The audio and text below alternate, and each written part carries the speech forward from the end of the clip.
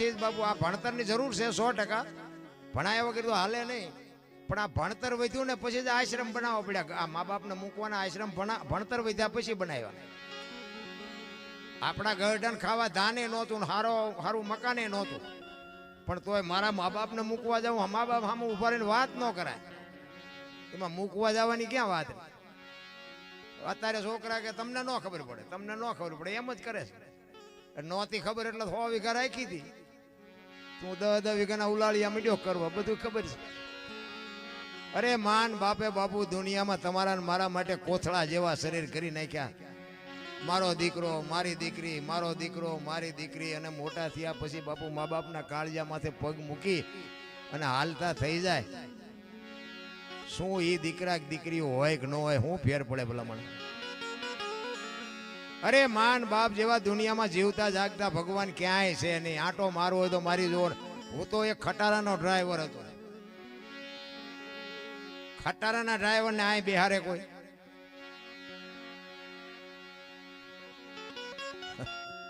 ગુલામને કઈ ખબર જ નથી પડતી. બોલો છે આપણે સુરતા તૂટી જાય એનું શું કરવું?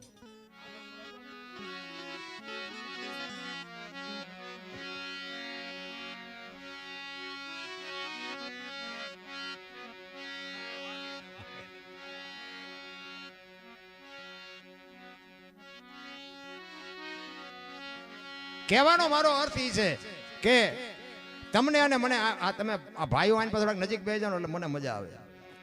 બેનું ભલે વાતો કરે. તમને અને મને એક માન બાપ જો ન ગમતા હોય તો આ દુનિયામાં બાપુ જીવનમાં તમારી ગાડી કોઈ દી હાલે નહીં. એ આપણી ગેરંટી. કહેવાનો મારો અર્થ એ છે કે માન બાપના બાપુ અરમાન કેવડા હોય, સંતાન ન હોય ત્યાં સુધી અરમાન કેવા હોય. મારો દીકરો મને ભગવાન દીકરો આપે તો અમે સારી જગ્યાએ લગ્ન કરશું, એની વહુ આવશે, અમે ભણાવશું, અમારી સેવા કરશે, અને મોટા થયા પછી જો માને બાપને એક 2 ટાઈમ રોટલો દેવાની તેવડ ન હોય તો જિંદગીમાં કોઈ દી ગાડું ન હાલે. રામ કોઈને પાવર હોય તો કાઢીને આવી. મેં ખટારો આંક્યો ને, આપણે જિંદગીમાં કોઈ દી સારું કામ કર્યું જ નથી. આપણે ઝઘડા સિવાય બીજો ધંધો જ નથી કર્યો. મારવાનું તોડવાનું, મારવાનું તોડવાનું જ કર્યું. નકરા માર્યા જેવું નથી, મારે ધરીને ખાતો છે. પણ આ આખી જિંદગીમાં હારામાં હારું જો કઈ કામ કર્યું હોય તો મારા મા બાપને મેં હાજવા, એમાં અટાણે મેર પડી ગયો. એટલે આ મારા જાત અનુભવ છે એટલે હું તમને કહું છું કે માન બાપ કે નહીં કરો. બાકી ઠીક છે, લોહી સટકા ભરતું એટલે નથી સમજી શકતા અત્યારે, બાકી રોતાય નથી આવડતું. હાલો મારી ભેગા હું તમને દેખાડું. એમાં દીકરીઓને ખાસ હું તો હાથ જોડીને કહું છું. દીકરીઓ છે ને, દીકરીઓ એ તો જો કે મારી વાત કડવી લાગે પણ મને ન બોલાવે, કાંઈ મને બહુ ફેર પડતો નથી. શક્તિનો અવતાર છો. હું તો એમ કહું તમે આજે બાળીને ભસ્મ કરી દો એ તાકાત છે તમારામાં. પણ તમને જો તમારી લાયકાતની ખબર ન હોય હું કોની દીકરી છું, કોણ મારું કુળ છે, કોણ મારા બાપ છે, કોણ મારી માં છે, એની જો ખબર ન હોય તો બાપુ શું દીકરી હોય કે ન હોય કઈ ફરક નથી પડતો. રામ દીકરી તો બાપુ એક મમતાનો મહાસાગર છે. તમને અને મને જો જીવનની ખબર ન હોય તો શું આ દુનિયામાં રૂપિયા તો કોઈ મતલબ નથી. રૂપિયાથી કોઈ મુક્તિ નથી મળી જતી. રૂપિયાથી કોઈ ઓળખતું નથી. રૂપિયાથી કોઈ શાંતિ નથી. રૂપિયાથી કોઈ ઓળખાણ નથી. દુનિયા નકરી રૂપિયા વાયા જ પડી છે. અરે કાંઈક માણાઈ ગોતવાની જરૂર છે. માણાઈ ક્યાં મળે છે? સંસ્કાર જો બજારમાં મળતા હોત તો આ પૈસા વાળા છોકરા આપણા આટલું રવા દે. આ ઉભા વાહડા જેવા રખડે 45 વર્ષના, કોઈ દીકરીએ દેતું નથી. શું પૈસાની પથારી કરવાની? અરે સંસ્કાર તો બાપુ માના કોઠામાંથી આવે. માં ધારે ને તો આજે બાપુ ગોપીચંદ ભરતરી જેવા દીકરા થાય ને ગંગા સતી પાનબાઈ જેવી દીકરીઓ થાય. સમય બમય કોઈ ફટલા બદલાય નથી, જોક બગડ્યો નથી. ખોટી વાત. મને એમ થાય માણા બગડી ગયા. સમય કોને કીધું બગડ્યો? જેટલા વાગે ઉગે એટલા જ વાગે ઉગે છે. અત્યારે આ મકાન છે, એવા મકાન આપણા ગરડા ભાડ્યા હતા. વરસાદ થાય તો બકડીયા લઈને રખડતા હોય, દંદુડિયું થતી હોય એટલે હું ઉચારે. ઈમાં આપણને મોટા કર્યા છે અને બાપુ ભૂખ્યાનું મોઢું નથી જોયું. ઈ પુનઈ અત્યારે ઉગી છે, ઈ આપણને કહે છે કે તમને ખબર ન પડે. ખબર નહોતી એટલે દીકરા તને મોટો કર્યો, ને કે ઉંદેડા જેવડો હતો મરડી નાખ્યો તો આ લોહી ઉકાળા હતા જ નહીં. અરે શું માન બાપના બાપુ અરમાન હોય રામ. આશ્રમ ઓલા વૃદ્ધાશ્રમ હજી બની નથી રહેતા ને ત્યાં ભરી જાય. બોલો, બની નથી રહેતા ત્યાં ભરી જાય. આપણને એમ થાય કે અરે તમારી ભલી થાય તમારી. અમુક ને દીકરા નથી ને ભગવાન પાસે કગરે છે, હે ભગવાન દીકરો દે, હે ભગવાન દીકરો દે. અને છે અમુક અમુક ની પાસે છે ને ઈ એમ કે આના કરતા હે ભગવાન નો દીધો હોત તો સારું હતું. હવે આમાં દીકરા લીધે ફાયદો છે કે નો હોય તો ફાયદો છે ઈ નથી સમજાતું. પણ બાપુ માં ધારે ને એવા દીકરા કરી શકે. એટલા માટે કહું છું કે ધરાવીને દાન નો નીપજે, કુડવીને માડું ન હોય, જેળ જકરા નીપજે, જેની જનેતા હોથલ હોય. હારી માં વગર બાપુ હારા દીકરા કોઈ દી ન થાય. હું તો એમ કહું ઉદરમાં સંતાનનો વિકાસ થતો હોય અને જન્મ થયા પહેલા રામાયણ ને ગીતાના 5-5 પાના વાંચજો. જો આપને ટેકો દેવું સંતાન ન થાય તો આપણે ભજન ગાવાનું બંધ કરી દઈએ. રામ જરૂર એની છે. પછી તમે વહુ હારો ભેગા પાણી પૂરીયું ખાતા હોય, અહીંયા પરજા જેવી થાય. હે અરે ફેશને દી ઉઠાડી દીધો. રામ મારી વાતો કડવી લાગશે, હું કોઈ સુધારવા નથી આવ્યો. જે કરતા હોય કરજો, પણ બાપુ તમારા અંતરાત્માને પૂછજો કે હું કરું છું એ સાચું કરું છું ખોટું કરું છું. તમારો આત્મો તમને જવાબ દેશે. અમુક દીકરીઓ બાપુ હાલો તમને દેખાડું, બાપ મા બાપના ડેલા બંધ કરીને ગઈ છે ને, અને ત્યાંથી એ બાપુ છૂટી થઈ ગઈ. હવે ક્યાં જવું? એકાદું સંતાન થઈ ગયું હોય, જાય ક્યાં? રોતા નથી આવડતું, રોતા રામ. અને કોઈ આ દુનિયા છે ને આ લોહીની હગી છે, કોઈ બાપુ જીવન ઉતારી નથી દે એવું. હું તો બહેનોને ખાસ કહું છું કે તમારો બાપ કે તમારો ભાઈ કે તમારો મામો બાપુ આ દુનિયામાં સાથી કાઢીને હાલી નહીં કે જો તમે એક પગલું ખોટું ભરી લેવો તો મરીએ નહીં કે જીવીએ નહીં કે. હું સલાહ દેવા નથી આવ્યો, પણ મને તો હું એક ગરાસિયાનો દીકરો છું બાપુ. અમે ગાયો હાટું, દીકરીઓ હાટું થઈને, સાધુ હાટું થઈને, ધરતી હાટું થઈને અમારા વડવાએ માથા દીધા છે. અમારી એટલી બધી તેવડ નથી, પણ અમુક દીકરીનું બાવડું પકડે ને તો અમારું આમ કાળજું કકળી જાય છે. પણ અત્યારે સમય અમારો નથી. નકર અમને એમ થાય કે ત્યાં હાથ જે પકડ્યો હોય ને એ હાથ આ ખંભામાંથી જો બારો નો કાઢી નાખ્યો તો અમે ગરાસિયા નો કહેવાય, પણ સમય અમને મારી નાખ્યા. પણ દીકરીઓ જો ઉઠીને હાલતી થઈ જાય તો અમારે કોની પાસે રાવ કોની પાસે કરવી? વાડી જ્યાં ચીફડા ગળવા મંડી જાય ફરિયાદ કોને કરવી? કહેવાનો મારો અર્થ એ છે જીવે એવું છે. મને એમ થાય કે તમે આમ મોજ કરે એવું છે. વાહન મકાન રૂપિયા લોટા હવામાં ઉડે વગર દોડે વા હિલોળા કરે એવું છે. આમાં ઘરમાંથી ભડકા આવા ઊભા ન કરાય. આ તો હું બોલું છું, બાકી મોબાઈલના માધ્યમથી કોને નથી ખબર. રોજે રોજ દાખલા આવે, અહીંથી એક અહીંયા આમ ભયાઈ જાય, એક અહીંથી આમ ભયાઈ જાય, ઓલી જ્ઞાતિના ઓલી જ્ઞાતિમાં જ્યાં, ઓલી જ્ઞાતિના ઓલી, અને એમને જાણે એમ થાય મોટો સિંહનો શિકાર કરીને આવ્યા. એ 5 દિના જ ખેલ હોય. રામ તમારા માત પિતાની, તમારા કુળની, તમારા ખાનદાનની ખબર ન હોય ને. મેં ખટારો આંક્યો ને, ખટારો 20 વરા હિન્દુસ્તાન આખું રખડી આવ્યો, પણ મને ખબર હોય ને મારું કુળ કયું, મારું ખાનદાન કયું. મેં મારો દેહ નથી અપડાયો. કોઈ એમ કે દરબારે દારૂ પીધો તો, પરમાટી ખાધી, આખા જીવનમાં તો બાપુ મારી સાતીમાં ડામ દઈ દઉં, પુરવાર કરી દો તો. એવી ખુમારી પોતાને હોવી જોઈએ. મારી માં કોણ છે, મારો બાપ કોણ છે, મારું કુળ કયું છે, એવી ખુમારી ન હોય તો શું આ કૂતરાએ બાપુ પેટ તો ભરી લે છે. કીડીથી માંડી અને હાથી સુધી કોણ ભૂખ્યું રહે છે? બધાયને મારો બાપ બધાયના પેટ ભરે છે. અને આપણે જે જોઈએ ને બધું જનાવરને જોઈએ છે, હવા ને ખોરાક ને પાણી ને. આપણી માં જેમ આપણને પ્રેમ કરે ને એમ ઈ એના બચ્ચાને પ્રેમ કરે છે. પણ બાપુ ઈ જન્મ આપે છે, એનું લાલન પાલન કરે ને પાંખું આવે, ઉડતા આવડે, પછી કે તું તારા રસ્તે ને હું મારા રસ્તે. કોઈ દી કુટુંબ ભાડ્યું એમનું? આ મારી હાળી છે ને, મારો હાટું છે ને, મારી હાવું છે ને, ઘૂંચ તો આપણે ઊભી કરી બધી. જે આપણે જોવે એ બધું જાનવરને જોવે છે.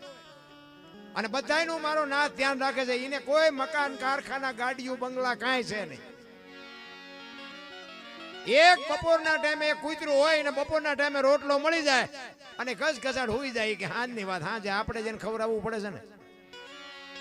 અરે ઈશ્વર તો દયાળુ છે રામ.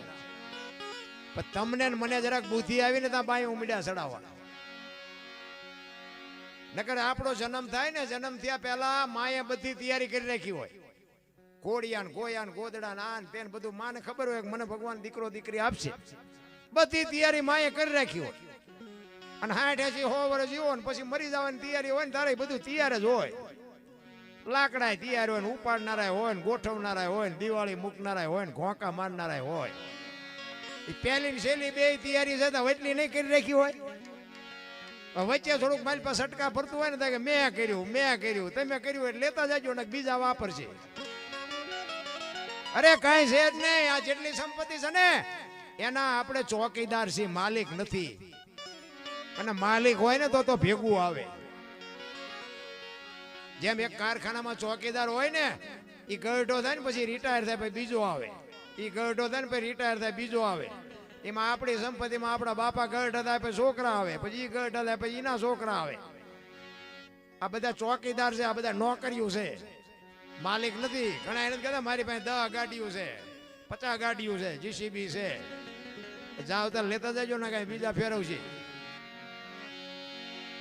ચોકીદાર કાંઈ વાતમાં છે નહીં રામ. માણસ જન્મે ને 1.5-2 કિલોનો હોય, 2.5 કિલોનો. 60-80 વર્ષ જીવે ને મરી જાય ને શમશાનમાં લઈને હળગાવી નાખો. રખ્યા ભેળી કરીને જોખો એટલે 2-2.5 કિલો જ થાય. વાતમાં કાંઈ છે નહીં, વચ્ચે ઠેકડા મારવાનું છે. હળવા ફૂલ થઈ જાવ ને કોઈની માથે વજન છે જ નહીં, બધા લઈને ફરે છે. હું તો એમ કહું કે આવા કંઈક કામ કરતા હોય ને નડો નહીં તો ઘણું છે. કરતા હોય ને કરવા દો ને તોય ભગવાન નોંધ કરે કે આ હારો માણા આખી દુનિયામાં નડ્યો પણ આ હસવાઈ ગયો. હળવા ફૂલ એક સિકંદર બાપુ દિલ્હીની બજારમાં નીકળ્યો, 500 ઘોડાનો રસાલો લઈને નીકળ્યો ને, અને આમ જાતો તો આમ બજારમાં, અને આમ ફૂટપાથ ઉપર એક ફકીર હૂતો હતો. અને ફકીર ઉપર એની નજર ગઈ ને એટલે એ રસાલો આખો ઉભો રખાવી, ઉભા રાખો, મારે ઓલા ફકીર પાસે જવું છે. અને ફકીર એક ધોતડી પહેરેલી, પાણાનું ઓશીકું કરેલું, અને પગ ઉપર પગ ચડાવીને બીડી ટેકાવીને હૂતેલો. સિકંદરે અહીંયા જઈને કીધું, એ ફકીર તને મોજ આવે એ માગ, આજ મને મોજના તોરા છૂટે છે, તું મોજ આવે એ માગ. એટલે ફકીરે આમ નજર કરીને કીધું કે મારે કાંઈ જોતું નથી, તમે જ્યાં જાતા ત્યાં જાઓ. સિકંદરને પરસ્યો વળી ગયો, હું દિલ્હીનો સિકંદર, આજે દિલ્હીનું રાજ માગે તો રાજ લખી દઉં, પણ ભાઈડો મને કહે કાંઈ જોતું નથી. એની કેવી મોજ કેવી છે. ઈ કે પણ હું દિલ્હીનો સિકંદર છું. ઈ કે કાંઈક માય. ઈ કે મેં તમને પૂછ્યું તમે કોણ છો? હું તો અહીં સાઈડમાં ઈ કે હું તો છું, બેઠો બેઠો બીડી પીવું છું, તમને નડું છું. અહીં સિકંદરને એમ થયું કરે તારી ભલી થાય તારી, મારે મૂક્યાનો માર્ગ નથી, તોય હું હજી હળીએ ચડ્યો છું, આને પહેરવા કપડાં નથી, બોલ તોય કહે છે કે મારે કાંઈ જોતું નથી. પછી સિકંદર કહે છે કે હું આ દુનિયા છોડીને જાઉં ખુદાના દરબારમાં. તેથી દરબાર ખુદામાં કઈ જઈને કેવું છે કે આવતા જન્મમાં મને આવી મોત દેજે, આવી ફકીરી દેજે ને આવી મને મસ્તી દેજે. અને પછી જે ફકીર બોલ્યો ને એ જીવનમાં ઉતારવા જેવું. ઈ કે તમે શું કહો છો? ઈ કે આ દુનિયા છોડીને જાઓ ને તેથી ખુદાના દરબારમાં મારે કેવું છે કે આના જેવી મને મોજ ને આવી મને મસ્તી આપજે. ઈ ફકીર કે તમે કેદી મરો કેદી જાઓ અને ખુદાને હેરાન કરવા એના કરતા આઈન પર કૂતરો બેઠો છે ને આઈન પર તમે જમાવો, અત્યારે મોજ ચાલુ થઈ જાય, રસાલો જાવો દો. લ્યો આપણે પતે એવું છે. એ બધી વાતો થાય, મોજ તો કરવા વાળા કરે છે, આનંદ કરવા વાળા ઝૂંપડામાં આનંદ કરે છે, અને રોવા વાળા બંગલામાં રોવે છે. મૂક્યાનો માર્ગ નથી ને પણ છોકરો આમ મોટું કરીને ખાવા બેન હોય, બૈરું આમ મોટું કરીને ખાવા બે. અને ભીખ માગીને બાપુ ઝૂંપડામાં લાવે ને ભાઈ એક થાળીમાં બધું આમથી થોડુંક ખીચડી લઈ આવે ને આમથી થોડોક રોટલો લઈ આવે, બધું ભેગું બાપુ કરીને બધા ખાય છે ને ગરીબ ઝૂંપડામાં. ઈ તોય આખી દુનિયાના માગેલા ભીખ માગેલી ખાય ને તોય આનંદ કરી કરતા કરતા ખાય છે. તો જીવનમાં માણા એક જ ભજન કરી શકે, માણા એક જ દાંત કાઢી શકે. દાંત તમે જોજો કોઈ જનાવર નો કાઢી શકે. અખતરો કરો એ કરી જોજો. તમારી ભેંસ હોય ને, ભેંસ એને ખડબડ સારું ખવડાવ્યું હોય, ખાણ બણ દીધું હોય ને એટલે રાજી થાય કે આજ મજા આવી, પણ દાંત નો કાઢી શકે. કૂતરું હોય, કૂતરું એને આપણે સારું દૂધ પાક ને પૂરી ને બધું ખવડાવ્યું હોય ને તે પૂંછડી પટપટાવે, દાંત કાઢી શકે? દાંત માણા એક જ કાઢી શકે, બાકી કોઈની તાકાત જ નથી. ભજન એ માણસ એક જ કરી શકે. અને ભજનના જેને શેડા આડ્યા ને એ દુનિયામાં બાપુ પૂજાઈ ગયા, જાનવર હોત પૂજાય છે. હળદીના ઘાટ ઉપર રાણા પ્રતાપનો ઘોડો પૂજાય છે, સતાધારમાં પાડો પૂજાય છે, કચ્છમાં દાદા મેકરણનો કૂતરો ને ગધાડો પૂજાય છે, જમરાળામાં ભેંસ પૂજાય છે. આપણું પાડોશી સારું ન બોલે તો આ માણાના અવતારમાં આપણે ગધાડા કરતા બે જ ન કહેવાય. અરે સમયની બલિહારી છે મારા રામ મહાપુરુષોએ તમને મને કીધું કે કાંઈક કરો, એક ઘડી હાથી મેં પુનિયાત તુલસી સંગત સાદગી કટે કોટી અપરાધ 24 કલાકમાં કાંઈક કરો. ગંગા સતીએ બાપુ શ્વાસાનો હિસાબ માર્યો. 21,600 શ્વાસા થાય. તમારા ને મારા શ્વાસા છે ચાલુ ક્યારે થયા? અને શ્વાસાનો હિસાબ બાપુ ગંગા સતીએ પરફેક્ટ કરીને આપ્યો. 1 મિનિટના 15, 1 કલાકના 900, 12 કલાકના 10,800, 24 કલાકના 21,600 થાય. જેને ગણવા એને ગણી જોજો. આ ગંગા સતીનો પરફેક્ટ હિસાબ. એટલે એને કીધું કે બોલે બીજો નહીં, પરમેશ્વર છે પોતે. અકલ મઠા અવળા મથે બહાર જઈને ગોતે. આ શ્વાસા હાલે છે ઈ છે શું? તમે હુઈ ગયા હોય ને તમારી માથે તેને યારું વયો જાય ને તોય તમને ખબર ન રહે. શ્વાસા તો ચાલુ જ હોય છે. કોણ હાકે? તોય હજી ગોતે છે. હરિદ્વાર વાળા કે દ્વારકા જવું, સોમનાથ વાળા કે પાવાગઢ જવું, તો સાચું ચા છે? કઈ મેળ નથી પડે એવડા.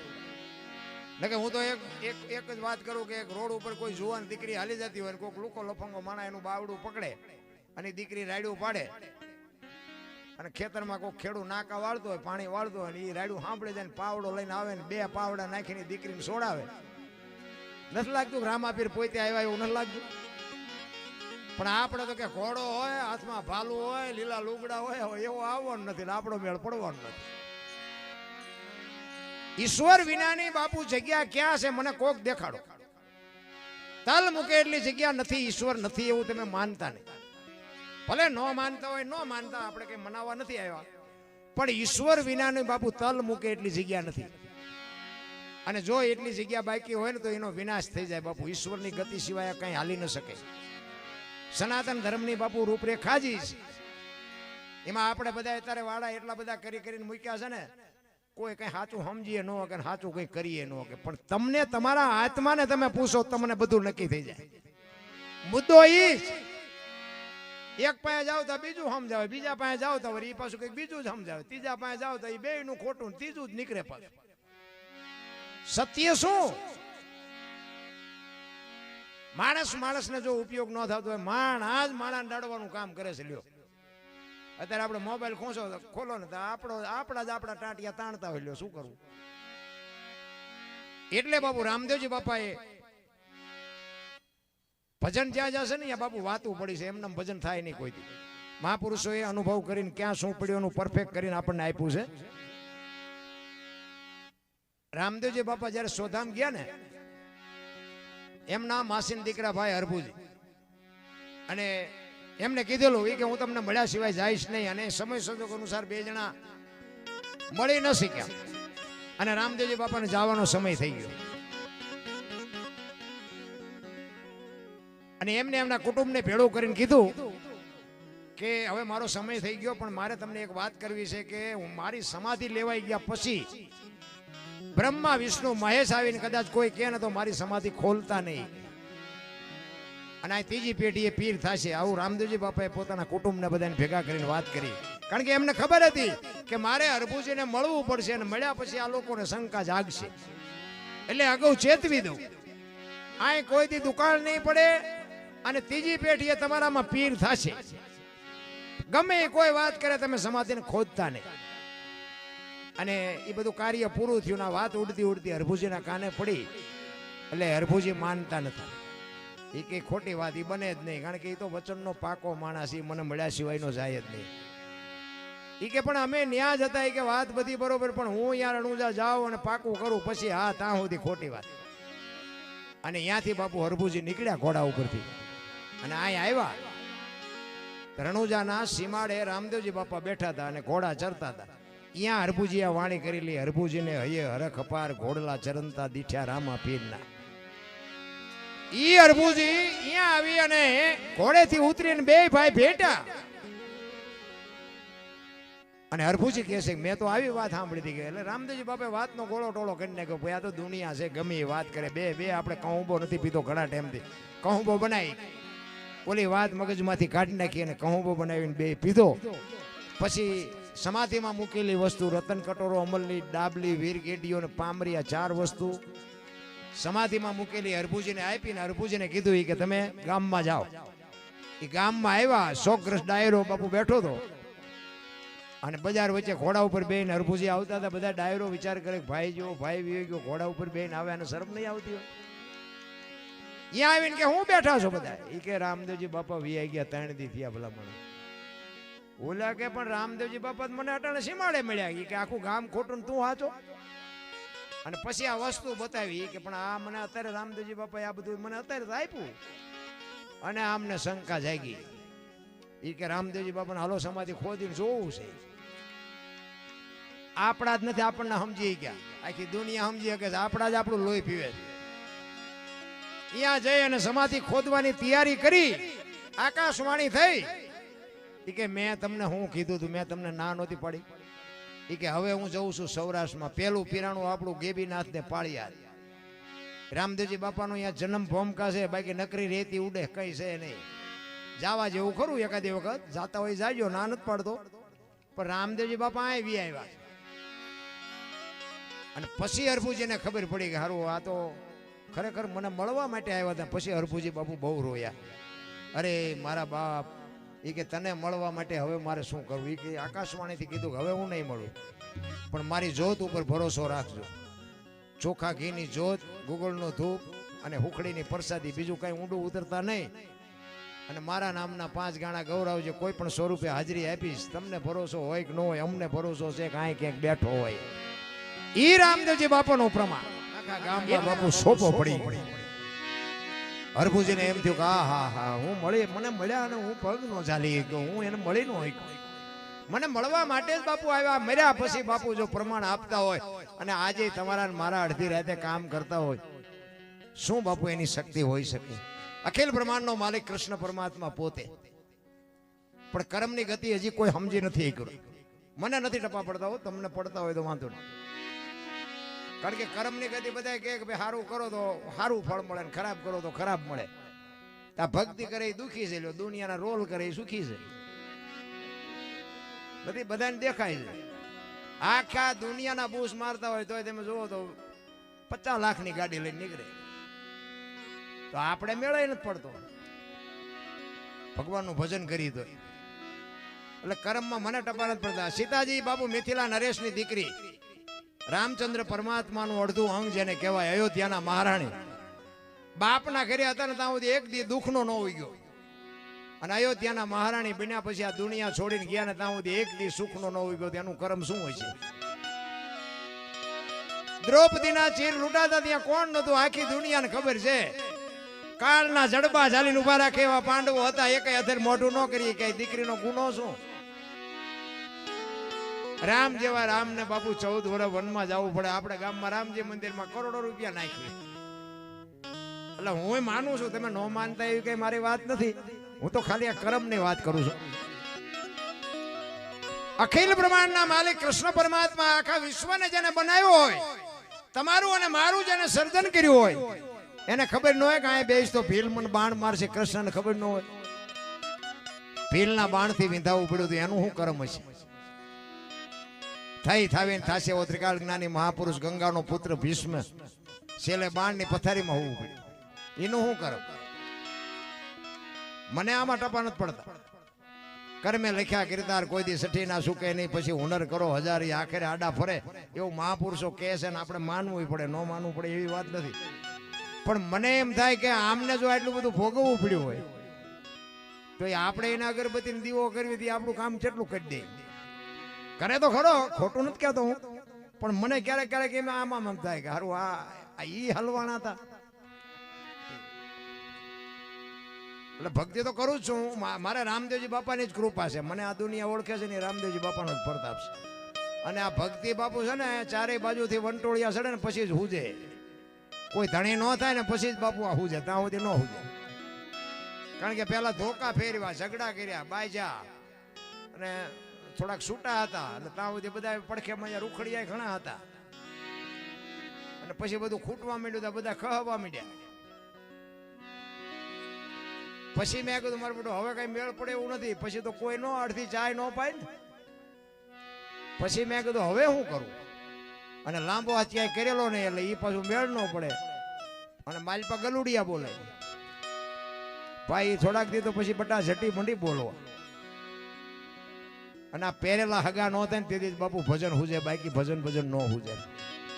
અત્યારે તમને મને સંપત્તિ જ ઈશ્વરે એટલી આપી છે કે હું છું માછું જ નથી કરી શકતા, શું ભજન કરવાના. જરૂર એની છે, બાકી સંપત્તિ ગમે એટલી હોય.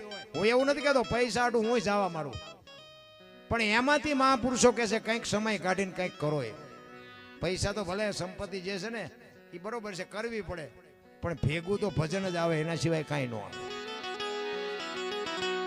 એટલા માટે તમે કરો એ તમને મળે, હું કરું એ મને મળે. પછી આપણો છોકરો હોય તેમાં આપણે એને આપણે રૂપિયા દઈએ કે સંપત્તિ હોય એના ભાગ પાડવી, ભજનમાં ભાગ ન પડે. એ આપણું બૈરું હોય એને કરવું પડે, ને આપણું છોકરો હોય છોકરાને કરવું પડે. એમાં કોઈ નથી મેળ પડતો ભાઈ. જેને પોતાના ખાતાનું બેલેન્સ પોતાના ખાતામાં પોતાની સહી જોવે, નકર ન ઉપડે. આ એવી વાત છે. પણ એવા અત્યારે બુદ્ધિના ગાળિયા થયા છે ને ભાઈ. એક આમ ભાઈ દિવાલમાં ખીલી ખોડતો ઊંધી ખીલી, માથું દિવાલ કોરે અને અણી કોરે હથોડિયું મારે. એ કે કારખાના વાળામાં બુદ્ધિયું જ નથી કે ઊંધિયું ખીલિયું કાઢ્યું. એનો ભાઈ અહીંયા ગયો કે શું કહે છે કે ખીલિયું જો ને કે ઊંધિયું કાઢ્યું. એનો ભાઈ કે તારામાં બુદ્ધિ નથી. કે કેમ? કે આ દિવાલની ક્યાં છે? આ દિવાલની છે. આમ પકડીને લઈ ગયા કે હા આણી તો આઈને પાતી, હું તો અહીંયા મતતો હતો. આખી જિંદગી દિવાલો ફેરવી, પણ અહીંયા ખીલી નો ફેરવી નાખી. મારી ખીલી ફરે ફેરવો દિવાલો. અરે શું કરમની ગતિ હોય શકે, મારા વગર નો હાલે એમ કે.